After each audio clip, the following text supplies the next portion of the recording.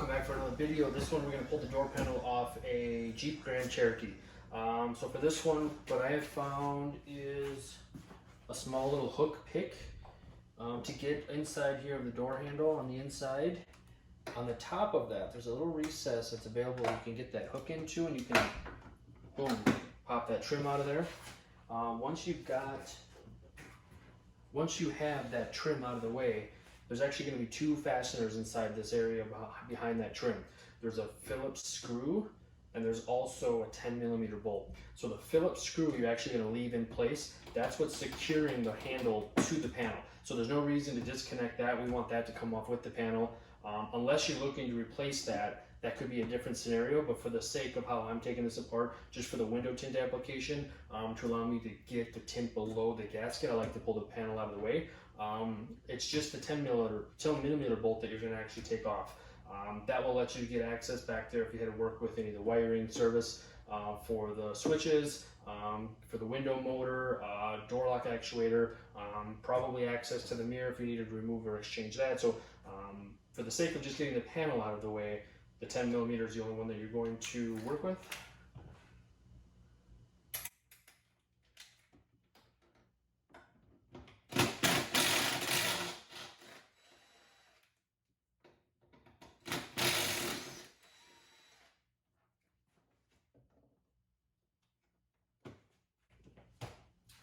Then just a trim tool or a flat screwdriver. There's a trim down in the handle grip, and there's one edge of it that's a little bit recessed. You can put the edge of that screwdriver in, give it a small twist, and that pops it open. So it is hinged. There's a little plastic tail that holds that into place so you don't remove it completely, but it pops out of the way. And below that is a 7mm. So if you swap to the 7mm and head down in there,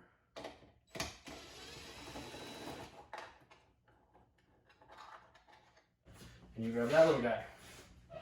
So for the fastener's sake, that's all you have to remove. From this point, you're just going to get below the panel. There is just plastic pressure push clips then kind of surrounding the panel that's just holding it in place. So one thing that I always mention to any of the guests that are kind of with me if I'm here and I'm doing tint on their vehicle while they're hanging out, it's going to sound scary, it's going to be loud as those clips are releasing for removing the panel, but no concern, you're really not breaking anything. Sometimes one of those clips may crack or break if it's something that's been repeated, but for the most part, for normal usage that isn't excessive for removing a panel, those clips should be pretty resilient and be able to be reusable for you.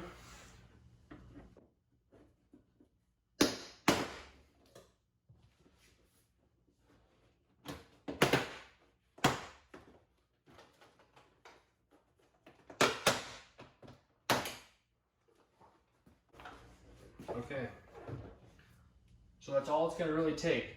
The little clips right here are the locations of where the fasteners that are on the back side that are secured and attached to the panel are going to click into. You just lift up a little bit to get off the rod. The rod will hang out when you're going to put this back on. Just make sure you fish this up to the prop hole before you reinstall. But at that point, you're ready. It'll just kind of, once you get it lined up and it feels like it's in place, just pressure clips to put that back on, and then the two fasteners, and boom, you're good to go. So touch base if you want to see future videos as I'm doing my window tint content. I've been starting to kind of use this opportunity to kind of share just some door panel removal tips, just because you know, some of you might actually be working on something on your own, and sometimes it's tricky if you're not doing this on a regular basis to kind of figure out, well, how do I get this off? So hopefully this will help.